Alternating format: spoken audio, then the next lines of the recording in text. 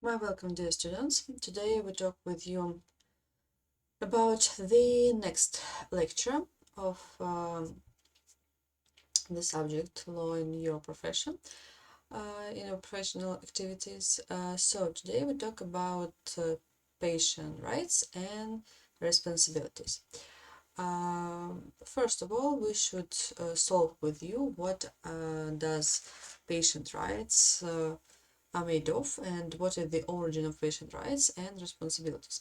So the Code of Ethics of Medical and Nursing Councils define the duties of the doctors and nurses towards the patients, thus these duties form the basis of patients' rights.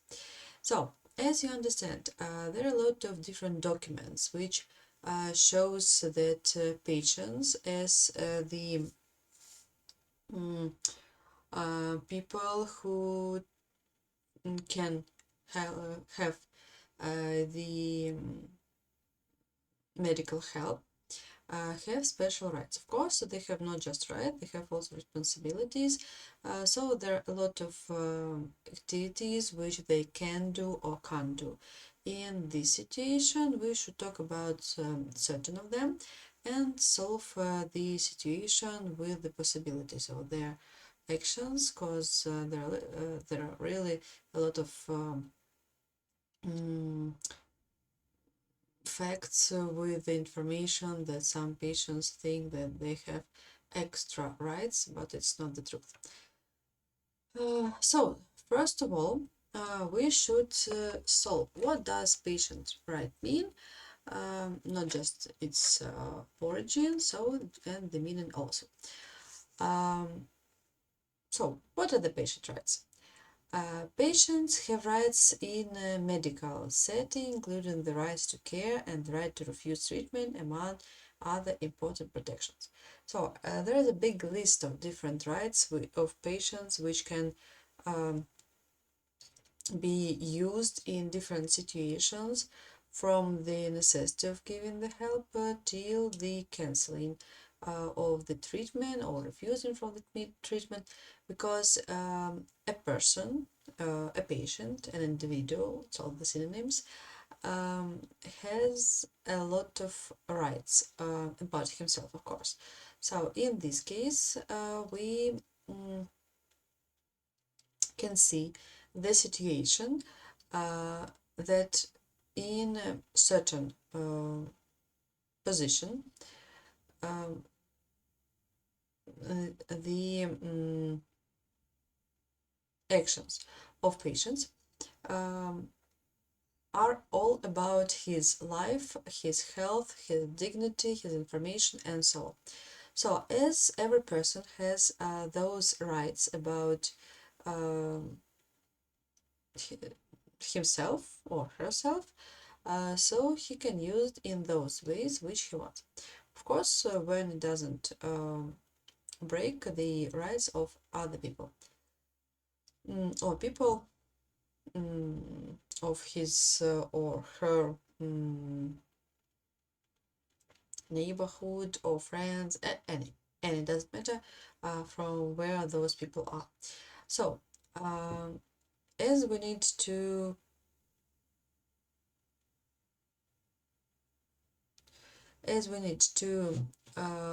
solve the definition of the patient rights, we should say that patient rights are those basic rules of conduct between patient and medical caregivers, as well as the institution and the people that support them. So, a patient is anyone who can request it to be evaluated by, or who is being evaluated by, any healthcare professional. So, medical caregivers include hospitals, healthcare personnel, as well as insurance agencies or any payers of medical related costs. This is a broad definition, but there are only other slightly more specific definitions. For example, a legal definition is as follows. Patient rights is general statements adopted by most healthcare professionals, covering such materials as accesses to care, patient dignity, confidentiality, and consent to treatment. So you can understand that there are a special structure of it.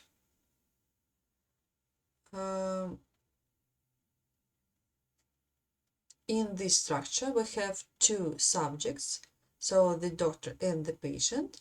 We have an object. It's the health and the life of the patient, and the action is the treatment usually. So no matter what definition is used, most patients and doctors are finding that many of the details of patient rights have changed and are continuing to change over time. This action is the action of living, because depending upon the new knowledge, depending upon the legislation, which is also active and can be changed,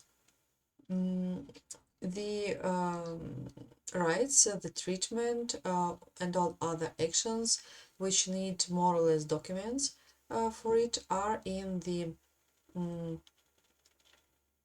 process of regulation. Very often there is a situation that people do not realize their specific rights at the time of their care, because those rights are either not clearly defined or included in a bundle of papers that patients need to sign during registration.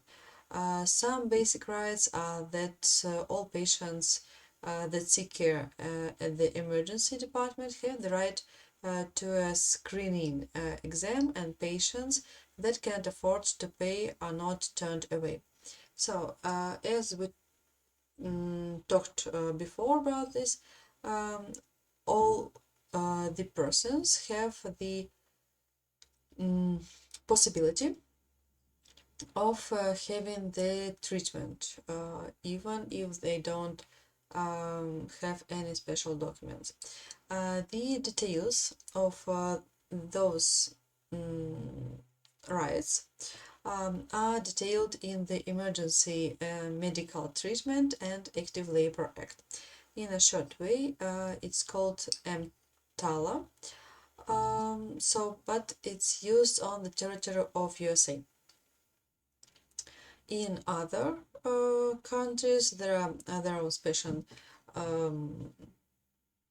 laws which regulate it. In the Russian Federation, for example, we have a role of medical help and the special acts which regulate the acts of medicals, the work of hospitals, and so on.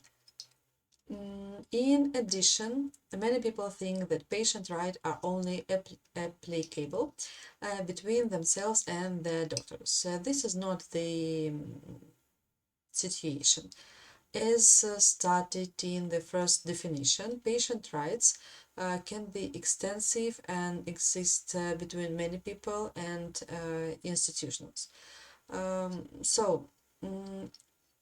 It's not the relations just between the patient and the doctor. It's usually between the patient and the organization, but the doctor is like the face of this organization, so usually we see it in such a way.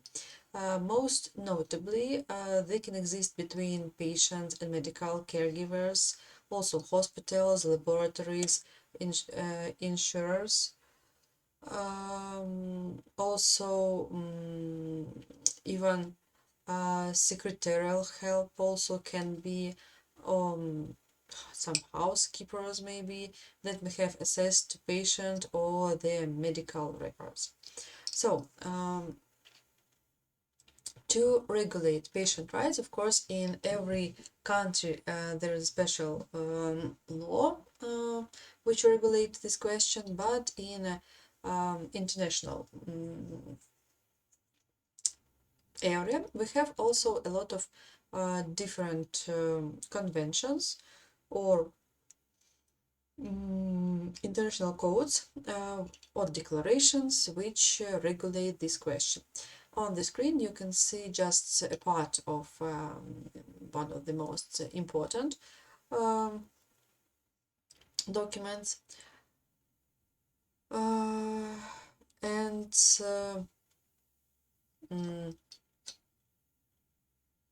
in these documents there is just a part of information. Of course, in local, national laws there are much more information and much more regulation. So some of these documents you already seen or read about it in previous lectures. So documents to regulate such relations are Convention of Human Rights and Biomedicine. It's one of the basic and one of the most important documents of the world in medical law treatment.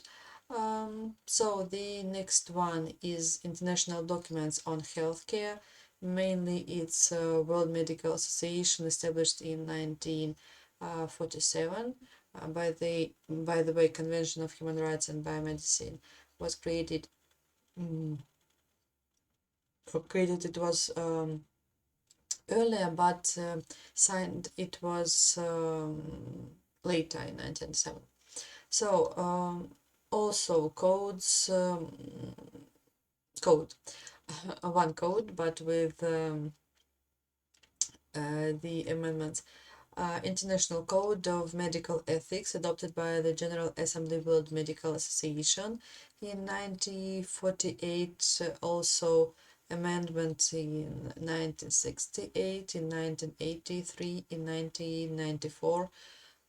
So the next one is Declaration of Geneva of the World Medical Association, adopted in 1949, with amended in 1968, and in 1983 focused on accredited medical universities, so on future doctors. Recommendations for physician conduction biomedical research in humans of 1964. The Lisbon Declaration of the Rights of Patients. So it's one of the basic documents. Which was created in 1981. It's an international source, not ratified by all the countries, but used in the most countries of the world. So also 12 Principles of Medical Care in Any System Health of 1983. It's an international document which had the power even before it was published in 1983. So talking about principles, we should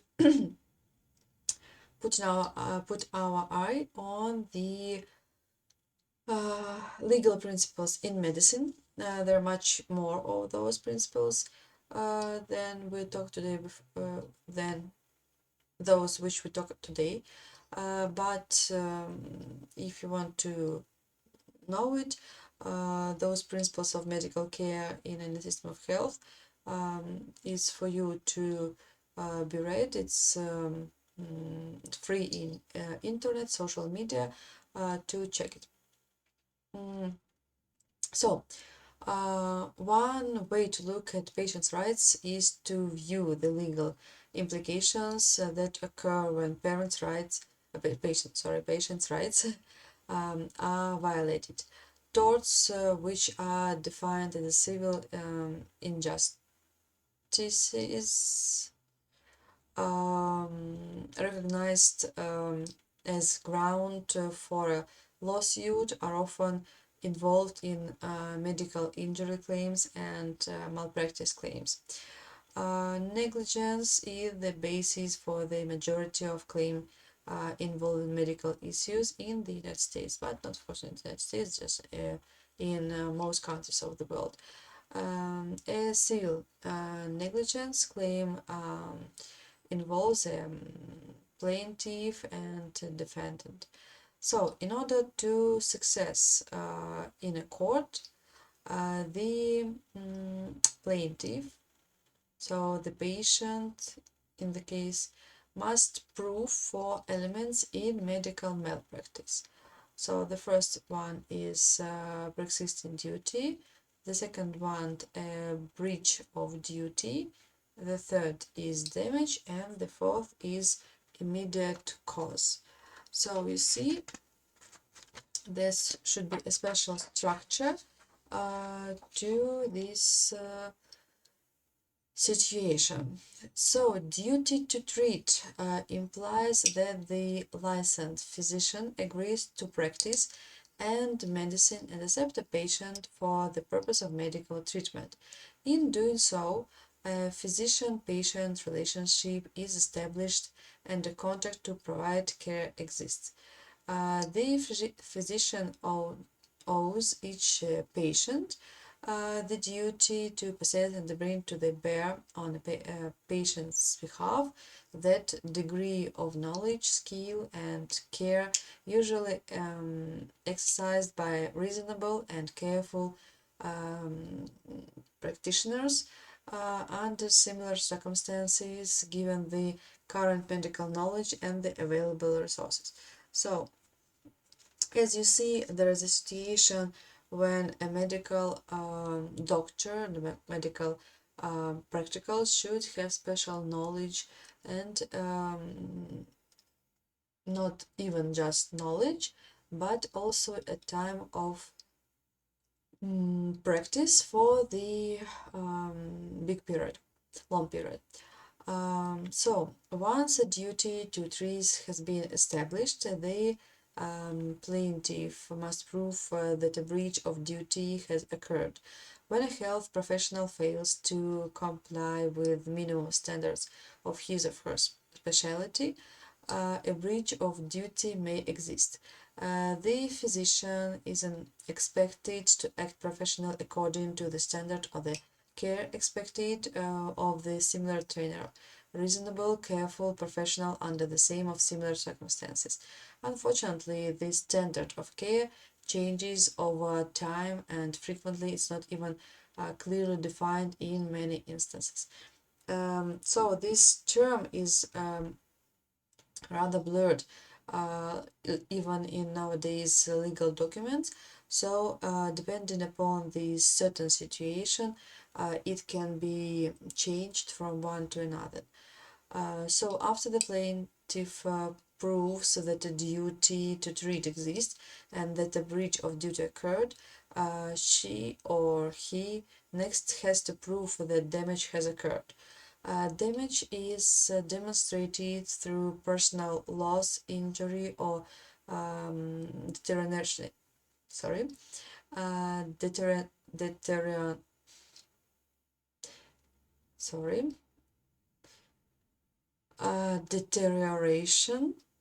Oh, okay, deterioration because of the physician's negligence. Without damage, negligence cannot be established. So you see, there should be a chain between those situations. So also this damage may include physical and mental disability, also pain, suffering, loss of income, present and future medical expenses, and also death, of course. Causation in the last aspect of negligence. If a duty to treat exists and the standard of care was not met, the plaintiff must prove that the defendant's breach of duty responsible caused the plaintiff's damage. In order for the plaintiff to prove negligence of the physician, all 4 of these components must exist at least in the opinion of a judge or jury that decides to outcome. So depending, of course, upon the system of the certain country, there can be little changes in this understanding.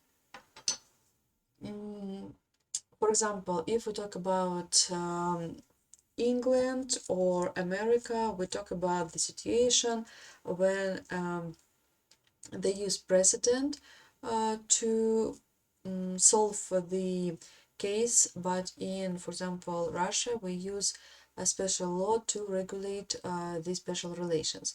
So in this case, in Russia, we will use other characteristics which should be in a certain article to prove that it's about this certain negligence. In America, they use opinion of judges to solve a certain problem. So it's not necessary to understand, for example, to find, for example, the precedent or the act which regulate this relation, but a judge should think so. So, if we talk about medical research, we still don't talk about medical rights, sorry. First, we should talk about medical research and patient rights. So, as you understand, medical research is one of the main actions which should be made by the doctors in different areas, in the area of health of the patient or in the medical area all over the world, so to solve some problems. The issue of patient rights in medical research has developed over the years because of unethical practices that have occurred in the past. There was a big number of different illegal actions. For example, some tests of an alive on the alive on an alive people, individuals that could cause their death, or which were made in some special circumstances, such as wars or something like that. There was a big number of different circumstances which showed that a patient can be just as a rat in the laboratory, and people could put tests on them. So the Nuremberg Code was formulated in 1947 because of the trial of Nazi physicians who had experimented the unwilling subjects. So it's the situation which I was talking about. World War II is one of the periods in which other people made tests on and experiments on others. So the code stated that the voluntary consent of the human subject is absolutely essential. In 1964, the Declaration of Helsinki softened the stipulations of the Nuremberg Code by allowing the legal guidance of incompetent persons to prove consent in their behalf, at least for therapeutic research.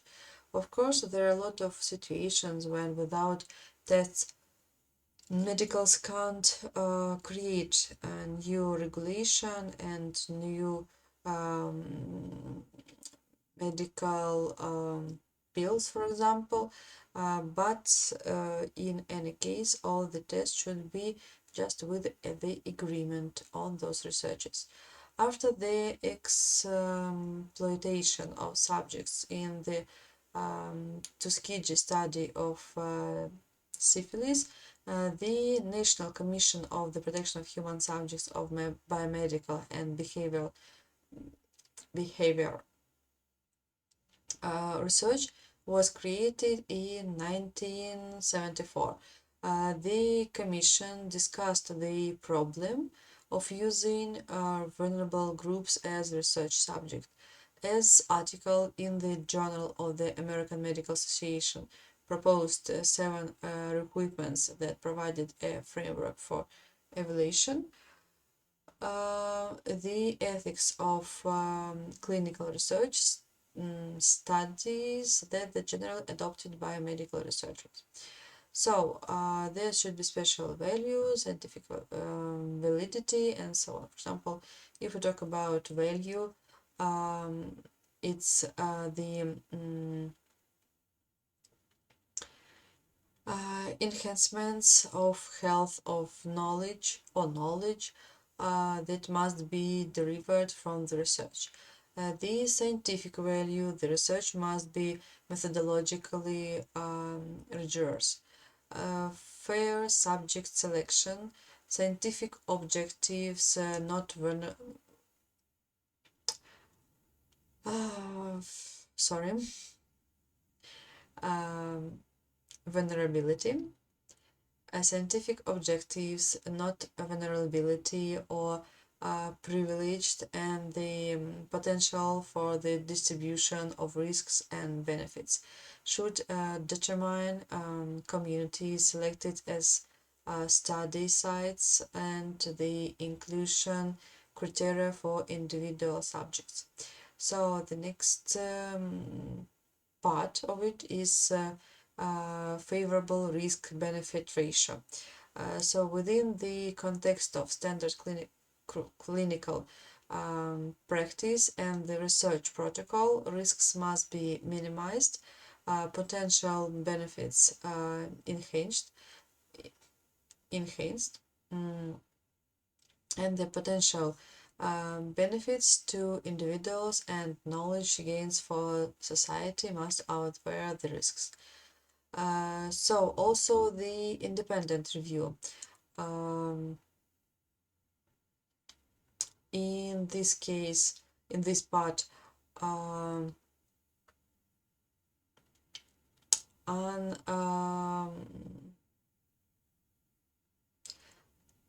unaffiliated individuals must review the search and approve, amend, or terminate it.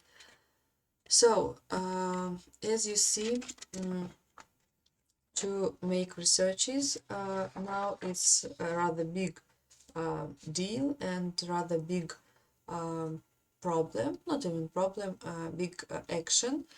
So it needs a lot of actions from medicals to get the permission for using it. Also, in this case, we talk about informed consent. So individuals should be informed about the research and provide the voluntary consent. Respect for enrolled subjects. That subject should have their privacy protected, the opportunity to withdraw, and their well-being monitored. And also the clinical trial. As in medical treatment, patients have the right to refuse to participate in clinical research, and this should not affect their care. In a clinical trial, also should not prevent a patient from obtaining timely and appropriate medical care. So you see, as I already told you, the action of the experiment is rather big, with a lot of parts which should be included in those researches. So the Institutional Review Board, in short variant IRB, is the essential element of the current regulatory system for research. This system relies on a local institutional based reviews of proposed research. When a study involves human experimentation, almost every major founding agency and academic institution in the United States or in Europe requires that the study be approved by a formally organized IRB. The purpose of the IRB is to review studies and protect patients from the potential harm of research, especially patients who may not be completed to the consent to participate in research. In the past, minority groups have been subject to exploitation by medical research. Research using minority participation involves issues of cultural and linguistic differences and the potential for increased risks of coercion and exploitation. So, in summary, patient rights are continually evolving and are linked to the governmental agencies and their regulation. Failure of the respect to these patient rights may be severe potential imposes on those individuals, businesses, and ancillary health agencies that violate patient rights. However, if patients have rights, they should remember that patients' rights are also come with responsibilities. For example, patients not to be responsible to listen and act in the advice of their doctor, or maybe doctors, to tell the truth when asked questions, can be punished with the information, with the wrong information. Of course, if they don't know, they should say that they don't know, but in other cases, they can be punished. So let's go to the rights of patients. Of course, on this slide, it's not all the list of rights of patients, depending upon the document. There is a lot of different variants and rights in different hospitals. They can give more rights, for example, but of course, they can't give less rights than in a law. So, as we talk about the patients, first, the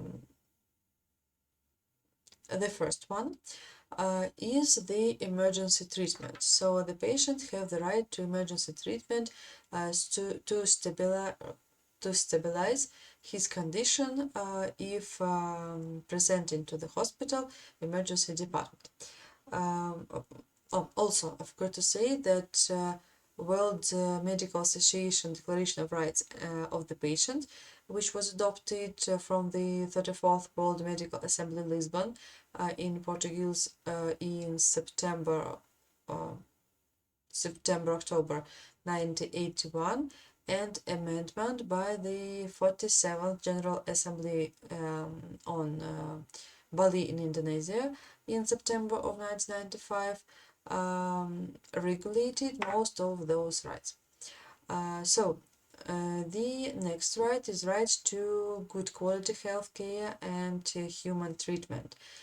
So it says that every person has a right to continuity, to a good quality healthcare without discrimination, and within the limits of the resources, manpower, and competence available for health and medical care.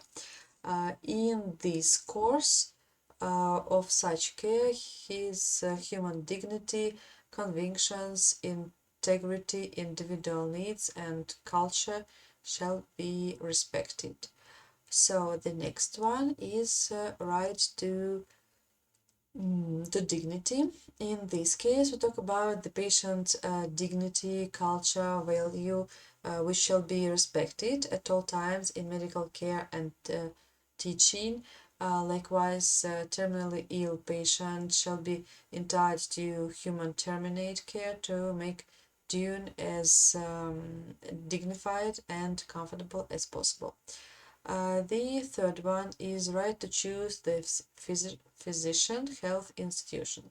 The patient is free to choose the service of the physician or health institution of his choice, except when he chooses to be confined in a charity ward.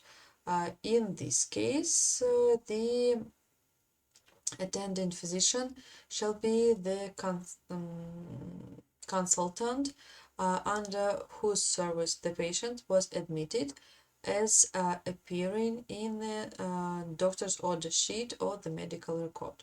The patient should have the right to seek a second opinion and subsequent opinion, if necessary, from another physician or health institution, and to change his physician or health institution. So the patients are free to choose if they don't agree or if they don't think that the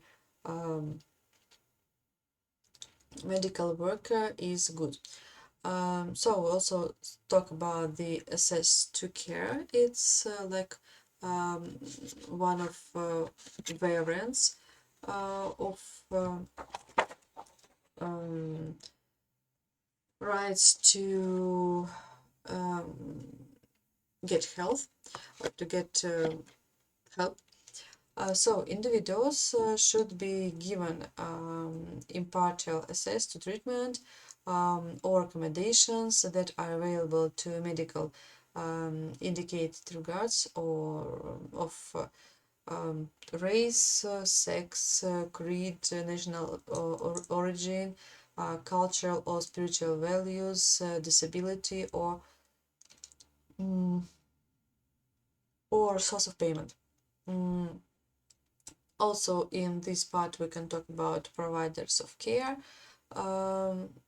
Next one is about right to informed consent. So the patient has a right to self-determination and to make free decisions regarding himself or herself. However, the attending physician shall inform the patient of the consequences of his or her decision. So the next right is right to unconscious patients. So in a case if the patient is unconscious or otherwise unable to express his or her will, informed consent must be obtained whenever possible from a legally entitled representatives. So the next right is rights to have legal incompetent patient. So if a patient is a minor of otherwise legal incompetent, the consent of a legally entitled representative is required. Nevertheless, the patient must be involved in the decision making to the fullest extent allowed by his or her capacity or circumstances. If a legal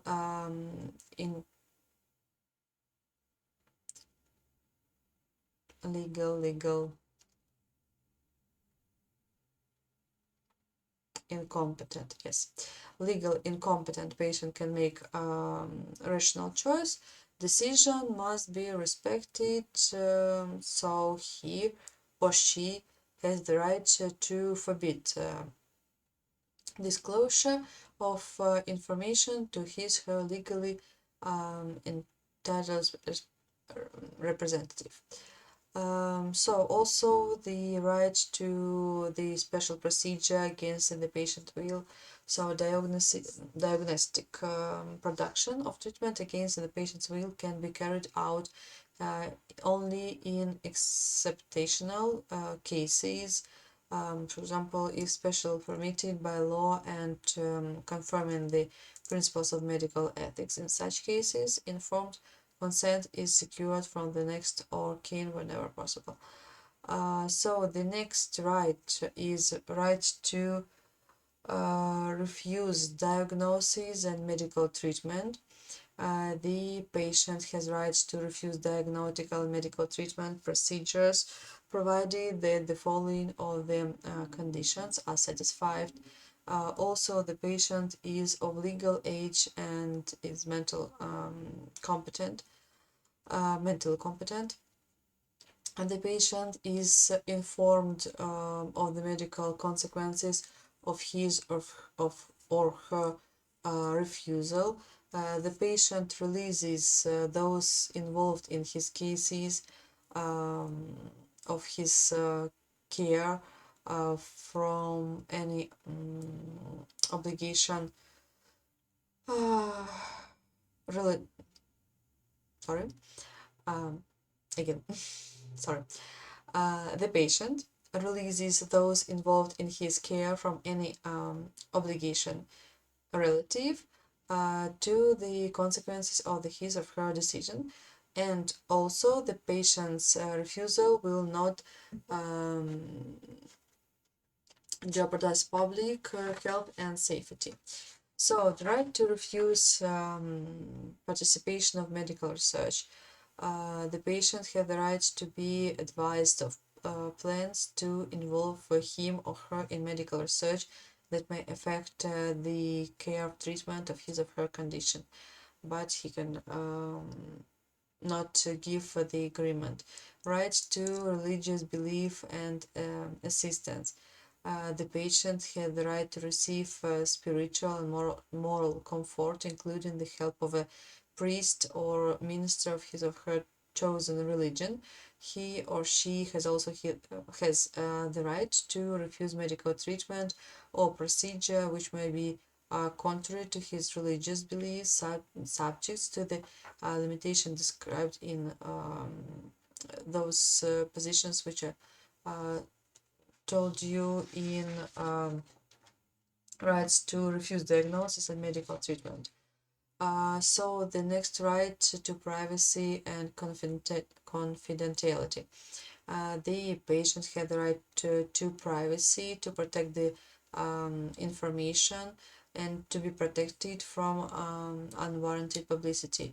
The right to privacy shall include the patient's right not to be subject to exposed prior to public, either by photography, publications, videotaping, discussions, or by any other means that would otherwise tend to reveal him personal and identity, that the circumstances under which he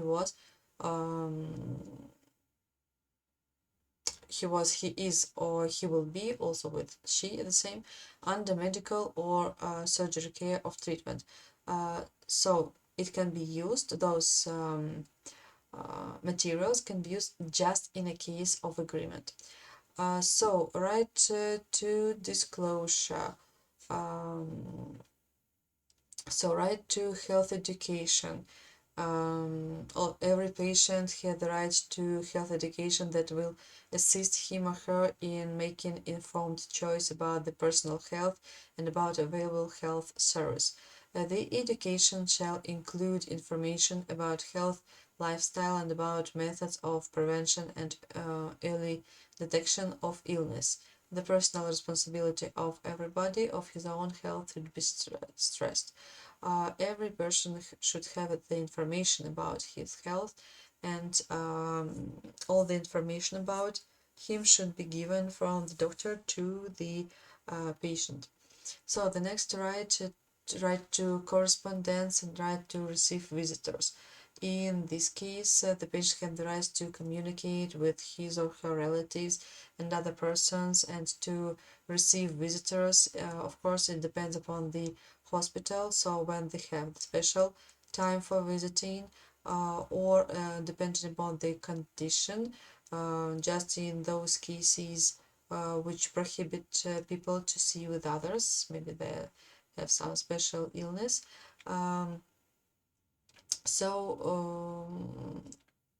In this case, they can be cancelled the visiting. Also, while the procedure of visiting on patients' care and the safety and security of patient is on the healthcare workers. So the right to medical records. All the records which are made by the doctor, by the medical workers should be recorded in a special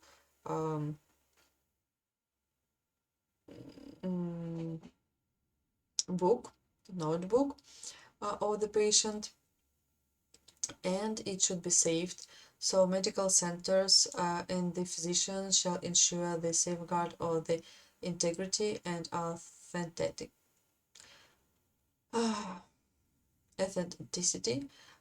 to the medical record.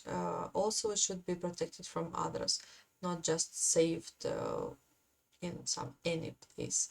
Any relevant document that the patient may require from the insurance claim shall be made available to him within a reasonable period of time. So from one side should be given to the patient, from the other side shouldn't be given to other people. So, right to leave against medical advice. The patient has the right to leave medical center or hospital, regardless to his or her physical condition, provided that he or she is informed of the medical consequences of his or her decision. He or she release those involved in his or her care from any obligation related to the consequences of his or her decision, and his or her decision will not produce public health and safety. So those three positions should be saved in a case when a person don't want to be in a hospital and cancel the way of helping him. So the next right is right to express grievance. The next one is right to be informed in his rights and obligations as a patient. I think you understand all both of these. Refuse of treatment, also we talked about it a bit. Transfer and community of care, and so on. So you see, there's a big list. It's not the end of the list of rights of the patients. We can divide it on several parts or put it in one together. But from the other side, where the patients have their rights, the patient also have responsibilities. So let's at least talk about this list of responsibilities and talk about some of them. So, patients are responsible for the providing correct and complete information about his health and about the past medical history. So, patients are responsible for the reporting changes in their general health conditions, symptoms, or allergies to their responsible caregivers. Patients are responsible for reporting if they don't understand the plan's treatment of their part in the plan. Patients are responsible for following the recommended treatment plan they have agreed to, including instruction from nurse and other medical workers. Also, keeping appointments, treating others with respect, especially medical workers, following facility rules regarding smoking nose and others,